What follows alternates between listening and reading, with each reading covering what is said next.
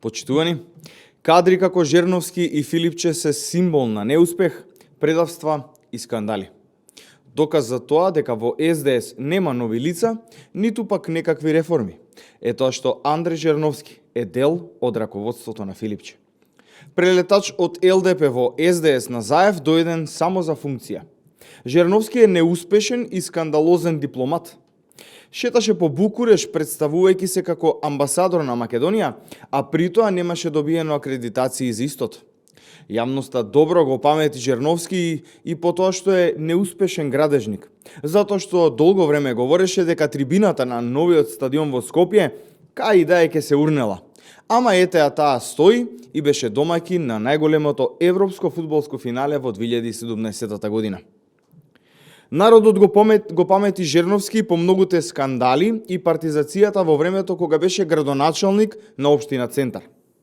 Своевремено, Жерновски ја превработи општината, но и предпријатието Паркинзи Центар со роднини на активисти и членови на раководството на СДС.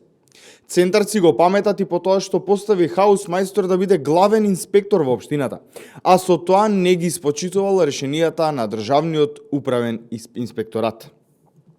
На штета на македонскиот идентитет и позиции, Андреј Жерновски, неуспешниот политичар, јавно говореше во полза на бугарскиот наратив за Македонија. Но со оглед на тоа дека неговото семејно потекло и фактот дека неговиот дедо бил бугарски кмет, мислам дека тоа не му било воопшто проблем. Почитувани граѓани, Жерновски и Филипче се имиња кои се поврзуваат со СДС од транзицијата. Тие не се нови кадри, туку се кадри кои неколку пати се виновни за поразите на СДС низ годините. И по сите неуспешни обиди во политиката, од градоначалнички избори до дипломатски активности, се стави на располагање заедно со Филипче да биде најголемиот поборник на бугарските агенции и бугарските интереси во државата.